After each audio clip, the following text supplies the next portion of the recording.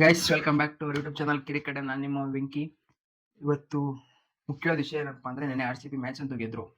ಆದ್ರೆ ಗೆಲ್ಲೋಕ್ ಮುಂಚೆ ಎಷ್ಟೆಷ್ಟು ತೆವಳಾಡಿದ್ರು ಅಂತ ನೋಡಿದರೆ, ಓಪನಿಂಗ್ ಅಲ್ಲಿ ಕೊಹ್ಲಿ ಟಕ್ಔಟ್ 2 ಮ್ಯಾಚ್ ಇಂದ, ಇದು RCBಗೂ ದೊಡ್ಡ ಹೊಡೆತ. ಇನ್ನ ನೆಕ್ಸ್ಟ್ ನೋಡೋದಾದ್ರೆ ಬೆತಲ್ ಬಾಲ್ ಟು ಬಾಲ್ ರನ್ ಹೊಡೆದಿದ್ದಾರೆ. ಇನ್ನು ನಮ್ಮ ದೇವದತ್ ಪಡಿಕಲ್ ಅವರಿಂದ ಅನ್ಕೊಂಡಿಷ್ಟು ಪರ್ಫಾರ್ಮೆನ್ಸ್ ಬರಲಿಲ್ಲ. ಇನ್ನು ನೆಕ್ಸ್ಟ್ ನೋಡಿದ್ರೆ ನಮ್ಮ ಕ್ಯಾಪ್ಟನ್ ರಜತ್ ಪಟ್ಟಿದಾರ್ ಅವರು ಕೂಡ ಒಂದು ಪ್ರಾಮಿಸ್ ತೋರಿಸಿದ್ರು, ಆದರೆ ಹೊಡೆದಿಲ್ಲ. ಇನ್ನು ಟೀಮ್ ಡೇವಿಡ್ ಅವರು ಕೂಡ ಡಕ್ಔಟ್. ನೆಕ್ಸ್ಟ್ ನೋಡಿದ್ರೆ ಜಿತೇಶ್ ಶರ್ಮಾ 18 ರನ್ ನೋಡಿದ್ರು, ಆದರೆ ಫಸ್ಟ್ ಬಾಲ್ ವೇಸ್ಟ್ ಮಾಡಿದ್ರು. ಮತ್ತೆ ಅವ್ರಿಗೆ ಹಳೆ ಮ್ಯಾಚ್ಗಳಿಂದ ಕಾನ್ಫಿಡೆನ್ಸ್ ಇರಲಿಲ್ಲ.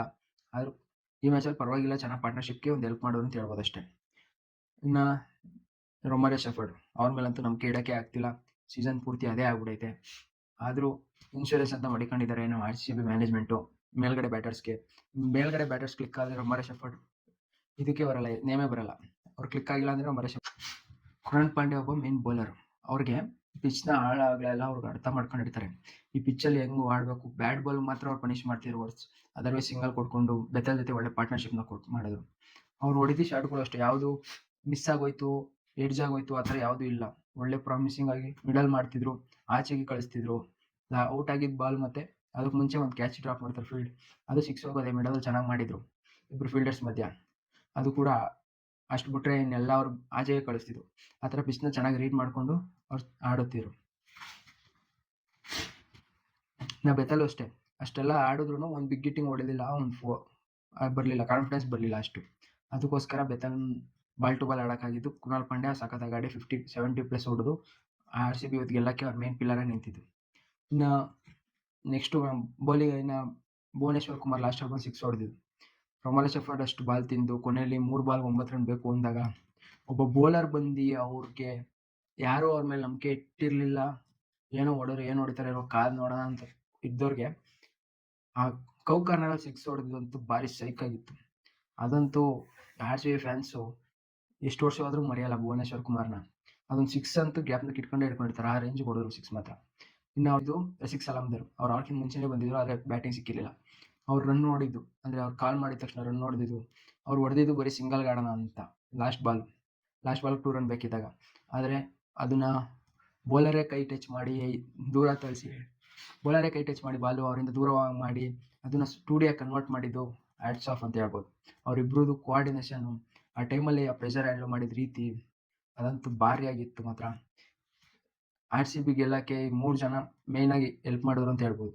ಬೌಲಿಂಗಲ್ಲೂ ಅಷ್ಟೇ, ಭುವಿ 4 ವಿಕೆಟ್. ಹೇಜಲ್ವುಡ್ ಸ್ವಲ್ಪ ಕಾಸ್ಟ್ಲಿ ಆದ್ರು, ಈ ಪಿಚ್ಚಲ್ಲಿ ಅಷ್ಟು ವರ್ಕ್ ಆಗಲಿಲ್ಲ ಅಂತಂದ್ರು. ಭುವಿ ಮಾತ್ರ ಸೈಕ ಮಾಡಿದ್ರು ಕ್ಲಿಯರ್ ಆಗಿ. ಭುವಿದ ಅನುಭವಿ ಅಂತ ಸುಮ್ಮನೆ ಹೇಳೋದು. ಇಷ್ಟು ವರ್ಷ ಆದ್ರೂ ಅವ್ರ ಲೈನ್ ಲೆಂತ್ ಮಾತ್ರ ಸಕ್ಕತ್ತಾಗಿತ್ತು. ಮತ್ತು ಸ್ವಿಂಗ್ ಅಂತೂ ಸೈಕಾಗಿ ಮಾಡ್ತಾರೆ, ಯಾರು ಕಂಪೇರ್ ಮಾಡೋಕ್ಕಾಗಲ್ಲ. ಒಳಗೆ ಆಚೆ 2 ಸೈಡು ಸ್ವಿಂಗ್ ಮಾಡೋರಂತ. ಇನ್ನು ಸುರೇಶ್ ಶರ್ಮಾ ಶಾರ್ಟ್ ಆಗಿ ಮತ್ತೆ ಅದೇ ಹಳೆ ಚಾಲಿ ತೋರಿಸ್ತವ್ರೆ ಬೌಲಿಂಗಲ್ಲಿ. ಇನ್ನು ಬೌಲಿಂಗಲ್ಲಿ ರೊಮಾರಿಯೋ ಶೆಫರ್ಡು ಸ್ವಲ್ಪ ಚೆನ್ನಾಗಿ ಮಾಡಿದ್ರು. 3 ಓವರ್ಗೆ 18 ರನ್ನು, ವಿಕೆಟ್ ಕೂಡ ಬಿತ್ತು, ಚೆನ್ನಾಗಿ ಮಾಡಿದ್ರು ಅಂತ ಹೇಳ್ಬೋದು. ಇನ್ನು ರಸಿಕ್ ಸಲಾಮ್ದರು ಸ್ವಲ್ಪ ಕಾಸ್ಟ್ಲಿ ಆದ್ರು ಅವರು ಕೂಡ, ಆದರೆ ಫಸ್ಟೇ ಕ್ಯಾಚ್ ಕೊಡ್ಸಿದ್ರು, ಅದನ್ನು ಸುರೇಶ್ ಶರ್ಮಾ ಬಿಟ್ಟು ಹಾಳು ಮಾಡಿದ್ರು. ಅದು ಬಿಟ್ರೆ ಇನ್ನು ಬೌಲಿಂಗಲ್ಲಿ 160 ಅಂದರೆ ಆರಾಮಾಗಿ ಚೆನ್ನಾಗೇ ಮಾಡೋರೆ ಅಂತ, ಅದನ್ನ ಈಸಿಯಾಗಿ ಟಾರ್ಗೆಟ್ ಹೊಡಿಬೋದು ಅಂತಲೇ ಅನ್ಕೊಂಡಿದ್ರು, ಆದರೆ ಹೊಡೆಯೋಕ್ಕಾಗಲಿಲ್ಲ. ತೆವಳಾಡ್ಕೊಂಡು ಹೆಂಗೆ ಗೆದ್ರು ಅಂತ ಹೇಳ್ಬೋದು.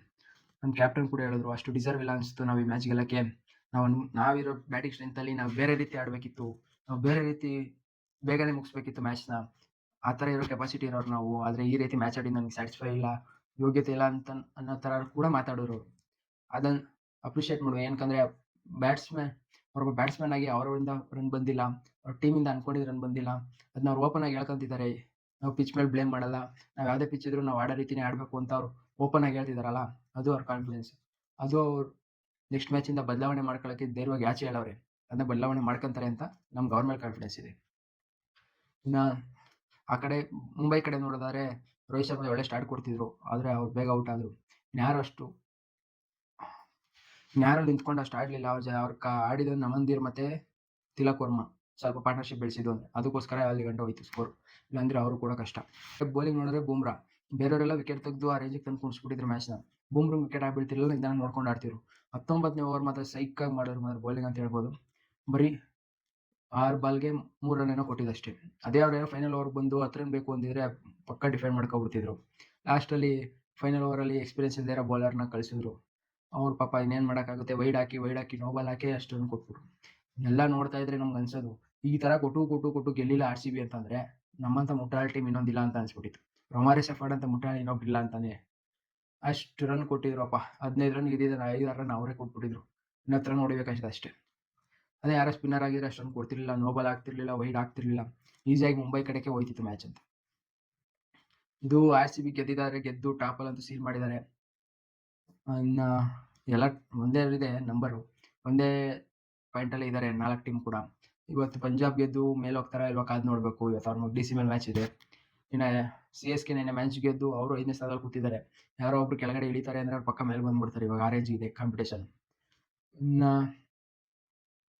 ಇವತ್ತಿನ ಮ್ಯಾಚ್ ಆರ್ ಸಿ ಬಿ ಅಂತೂ ಗೆದ್ದು ಟಾಪ್ ಸೆಟ್ ಮಾಡಿ ನೆಕ್ಸ್ಟ್ ಮ್ಯಾಚ್ ಅಂತೂ ಸ್ಟ್ರಾಂಗ್ ಆಗಿ ಬದಲಾವಣೆ ಮಾಡ್ಕೊಂತಾರ. ಶಾರ್ಟ್ ಬರ್ತಾರೆ ಅಂತ ಇದೆ, ಬರ್ತಾರೆ ಬೆತಲ್ ಜಾಗದಲ್ಲಿ. ಇನ್ನು ರೊಮಾರಿ ಶೆಫರ್ಡ್ ಅವರೊಬ್ರು ಕನ್ವಿನ್ಸ್ ಆಗಿ ಆಡಿದ್ರೆ ಈ ಸೀಸನ್ ಕೂಡ ಸ್ಟ್ರಾಂಗ್ ಆಗಿ ಇರ್ಬೋದು R C B. Play off ಅಲ್ಲಿಲ್ಲ, ಅದರ್ವೈಸ್ ಕಷ್ಟ ಅನ್ಸುತ್ತೆ. ಇನ್ನು ಜಿತೇಶ್ ಶರ್ಮಾ ಹೊಡಿತಾರೆ ಅಂತ ಕಾನ್ಫಿಡೆನ್ಸ್ ಇದೆ, ಹೊಡಿತಾರೆ. ಅವ್ರಿಗೆ ಈ ಮ್ಯಾಚ್ ಚೆನ್ನಾಗಿ ಕಾನ್ಫಿಡೆನ್ಸ್ ಕೊಟ್ಟಿದ್ದಾರೆ, ನೆಕ್ಸ್ಟ್ ಮ್ಯಾಚ್ ಆಡ್ತಾರೆ ಅಂತ ಅನ್ಸುತ್ತೆ. ಇನ್ನ ಇವತ್ತಿನ ಮ್ಯಾಚ್ ಬಗ್ಗೆ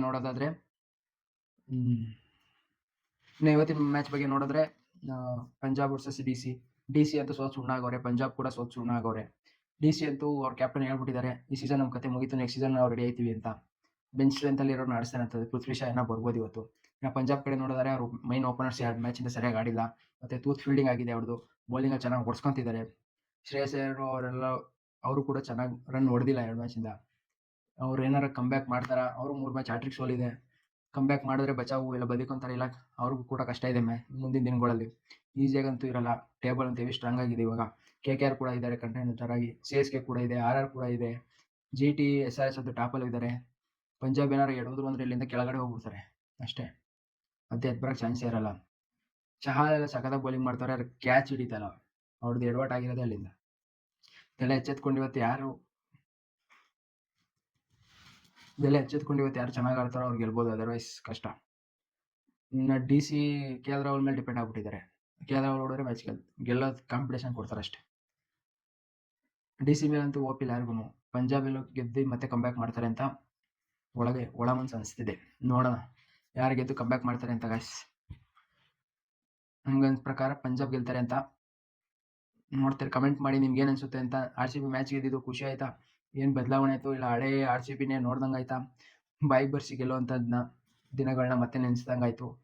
ಅದು ಮುಂಬೈ ಮೇಲಂತೂ 2 ಮ್ಯಾಚ್ ಗೆದ್ದು ಈ ಸೀಸನ್ ಸೀಲ್ ಮಾಡಿದ್ದಾರೆ. 2021ರಲ್ಲಿ ಸೀಲ್ ಮಾಡಿದ್ರು, ಈ ತರ 2-2 ಗೆದ್ದು ಈಗ ಮತ್ತೆ ಮಾಡಿದ್ದಾರೆ. ಪ್ಲೇ ಆಫ್ ಹೋಗ್ತಾರೆ ಆರ್ ಸಿ ಬಿ. ಏನಾರ ಬದಲಾವಣೆ ಆಗ್ಬೇಕಾ ಏನಂತ ಕಮೆಂಟ್ ಮಾಡಿ ಗೈಸ್. ಇದಾಗಿತ್ತು ಇವತ್ತಿನ ವಿಡಿಯೋ, ಮತ್ತೆ ಸಿಗೋಣ.